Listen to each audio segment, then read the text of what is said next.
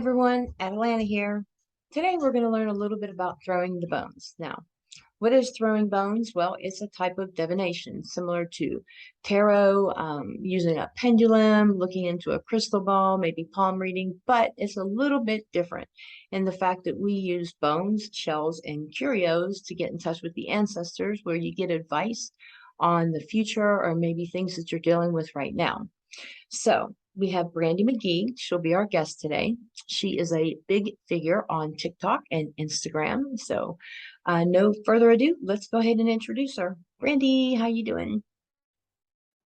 Hey, I'm Brandy, also known as Bone Throwing. I have a TikTok that's actually a lot of fun, but we're here to talk about bone divination specifically.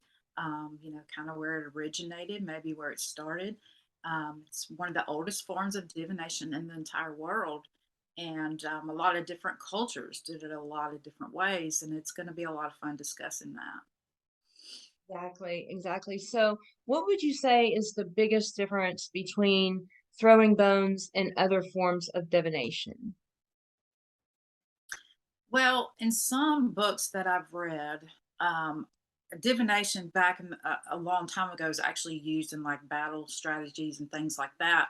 And I believe it was the Scots that they ate the food, the animal, a certain way, and then they would read the teeth marks on the bones of the people that ate the food. And then somehow that was able, I'm not sure how, but because that's not my specialty, but and then I think the Chinese added heat to the clavicle, and then they read the cracks in that. And so there's so many forms of it that you can do. And of course, I just have my little curios and things like that that I use to throw on a circular mat. I do the whole medicine wheel. We talked about, the Native American side of me and things like that. So, but yeah, that's kind of where I go with it. But yeah, it's been used for a long time, a long time. Yeah, all cultures, all over the world, all continents. People don't realize that different faiths, even through Christianity, has used bone Yeah. divination. My tradition that I use is Native American, Southern Hoodoo, African tradition. I don't know if I Mhm. guess yours is mostly Native American. Is that right? I feel like it is, yeah. I incorporate when I read your book, I started to incorporate because there were some pieces that I had no explanation for. I just had them, you know? And then I got your book and I was like, okay, that makes sense. You know what I mean? And so I think I started it with the whole Native American thing, but now I've kind of added a little bit of the hoodoo into it too, because I really like that too. And it's been a lot of fun, expanding it now that there's more literature, now that we're doing this show, we can expand the knowledge on it. You know what I mean? Because there's so much to learn about it. It's just so many cultures, like you said. It's just an absolute amazing. Some people threw corn kernels and red Mhm. corn kernels as as divination, and I can't imagine how they did that, but I know the natives did that, and the Native Americans did that. So, but I'm not quite sure how. I've never been shown that, but that would be very interesting to see. I would love to see that. Yeah, people also don't realize that even runes are considered bones, bone divination, and throwing dominoes, throwing dice, stuff like that. But see, that's the thing about I that I love about bone divination is the fact that it's so personal and so different, and it's a mixture of different types of divination, and that's what people don't realize that like how you said, you take a little bit here and a little bit there, and that's what makes it personalized, even through the type that I teach, which is the tradition I just mentioned. Even, my students that I've had, they take that basic tradition and then they expand it the way I was taught. I modernized what I was taught, which is, what I had put in the book. Mhm. I modernized what I was taught and changed it a little bit. And that's what you do. That's what makes it personal. That's what makes it different.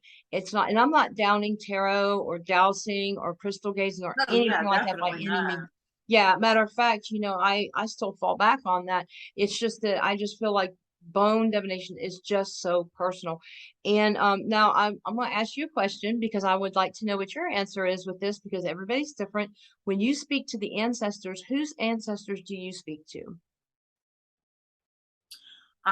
Well, since I have went through the whole thing of forgiving my grandmother and my grandfather, those are the ones I really knew Hmm. in real life because my parents, my dad's parents passed before I was born. So I didn't really get to know them that well.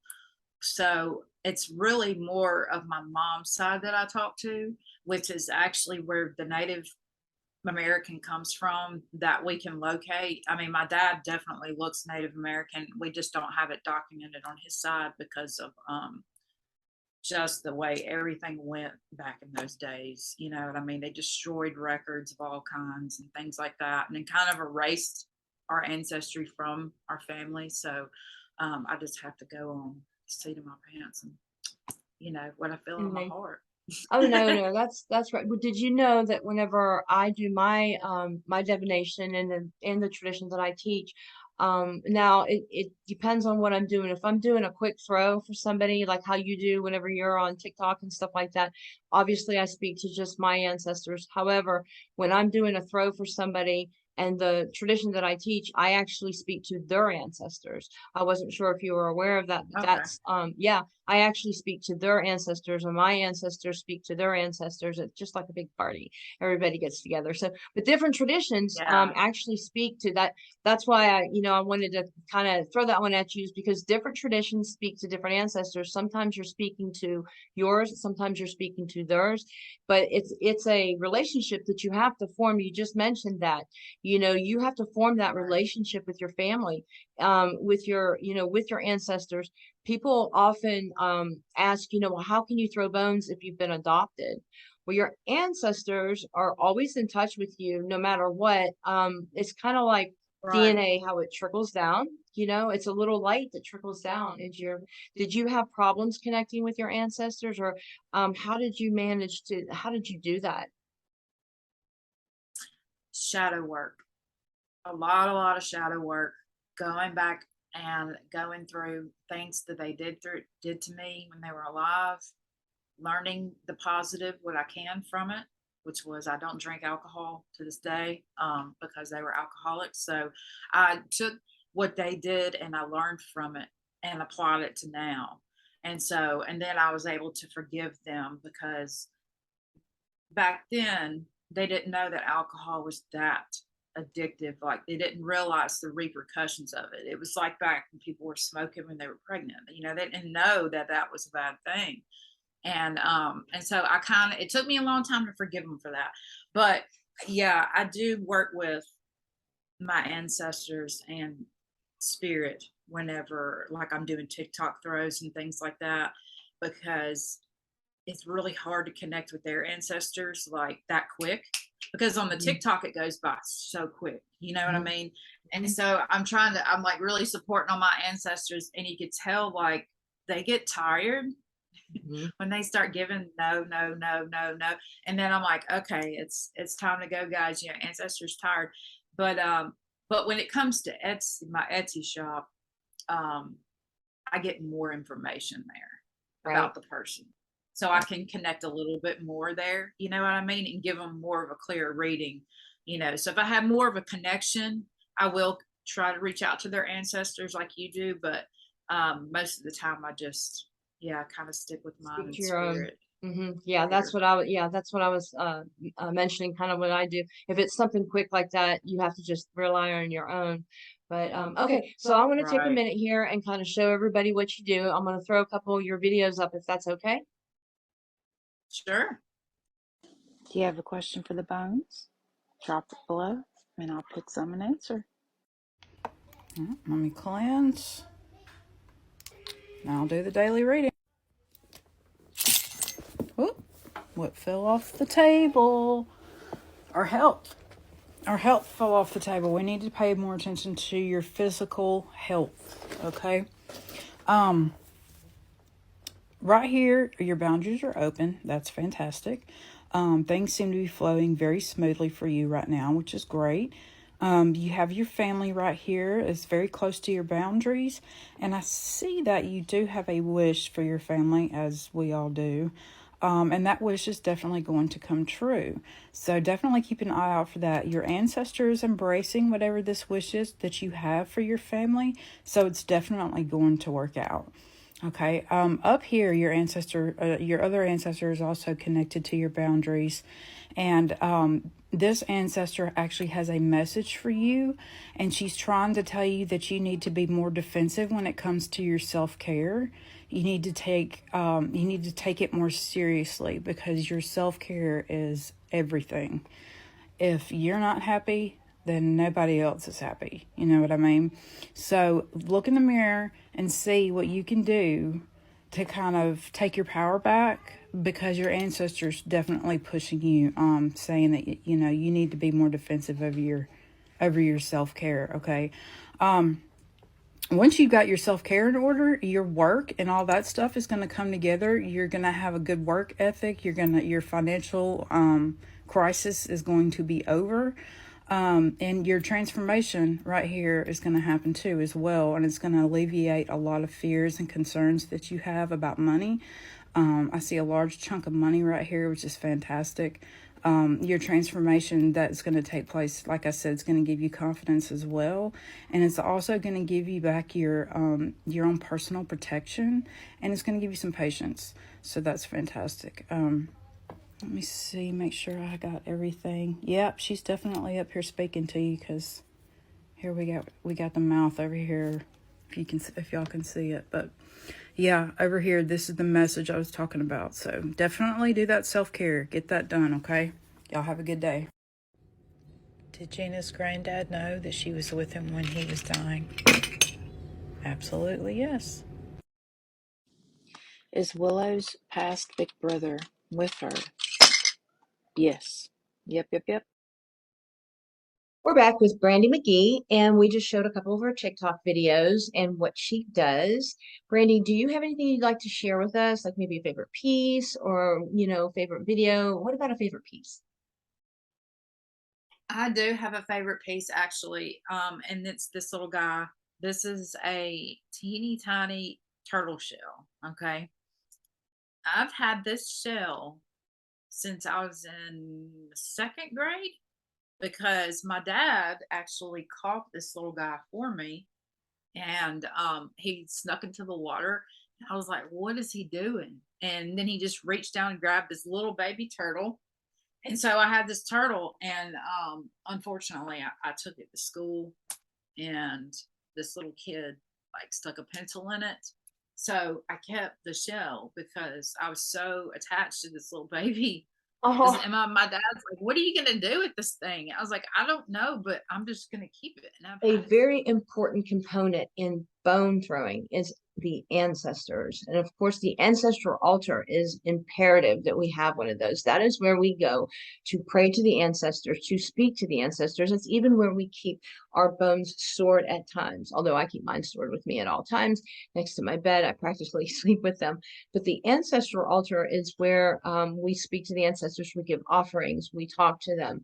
So, what would you like to share with us about your ancestral altar? How do you have it set up?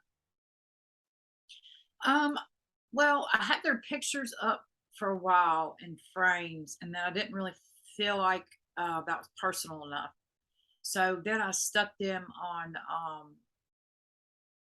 oh shoot, like a piece of cardstock. And then I went through and I have tons of like witchy stickers and stuff. And so I picked out stuff that they liked in real life and kind of put it around their pictures.